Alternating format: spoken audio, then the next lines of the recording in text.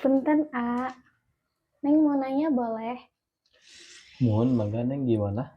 Jadi, kalau kita mau pinjam uang ke seseorang atau ke bank, terus ada penambahan ketika kita membayar utang tersebut, gimana ya hukumnya? Boleh atau tidak? Hmm, jadi gini Neng, kalau misalnya kita akan membayar hutang kemudian dilebihkan, itu boleh-boleh saja. Tapi emang ada syarat-syarat tertentu Neng.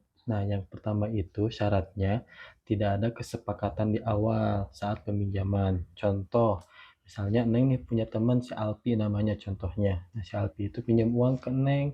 Kemudian pas ketika proses peminjaman tersebut ada kesepakatan nih kata Neng teh. Sok mangga pi ya ini sama Neng dipinjemin tapi nanti ketika membayar harus dilebihkan ya seikhlasnya saja. Nah itu mau seikhlasnya saja atau tidak itu tetap tidak boleh, mau sedikit mau banyak pokoknya mah itu tidak boleh karena itu termasuk ke dalam yang namanya riba. Nah yang kedua itu si pemberi pinjaman tidak boleh meminta lebih ketika akan pembayaran. Nah, contoh misalnya si Alpi ini mau bayar utang nih ke Neng, kemudian Neng teh minta, "Ih, sok atuh dilebihkan." Dah, saya teh sudah memberi pinjaman uang ke Alpi.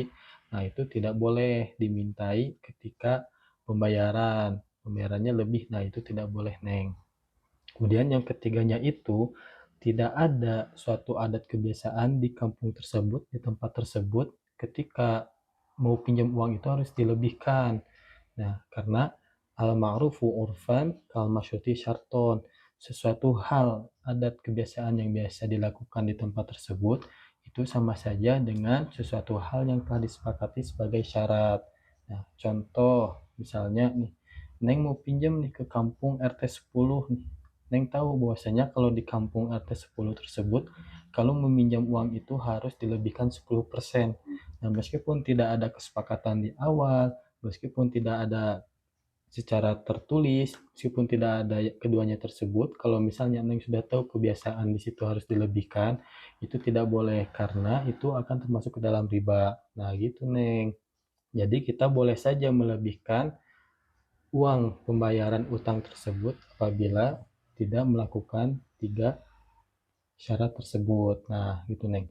Karena kalau misalnya tiga hal tersebut kita dilakukan, itu akan termasuk ke dalam riba, Neng. Ya kita tahu sendiri ya bahwasanya di dalam Al-Quran wa halallahul bai'a wa harama riba, dan Allah telah menghalalkan jual beli dan mengharamkan riba. Nah, kemudian di dalam hadis bahwasanya la'ana Rasulullah sallallahu alaihi wasallam akala riba wa mukilahu wa katibahu wa syaidaihi wa qolahum sawa. Nah, Rasulullah sallallahu alaihi wasallam melaknat orang-orang yang memakan riba, yang memberi riba, yang menulis riba, yang menyaksikan riba. Nah, itu semuanya itu sama. Rasulullah SAW akan melaknat orang-orang yang tersebut itu. Begitu, Neng. Jadi, semoga kita akan terjauh dari yang namanya riba ya, Neng ya. Kita Iya. sudah tahu ilmunya bahwasanya riba itu haram. Nah, jauh-jauhilah riba ya. Apalagi pinjam meminjam apalagi yang harus ada tambahan-tambahannya begitu, Neng. Jadi sekarang sudah paham, Neng?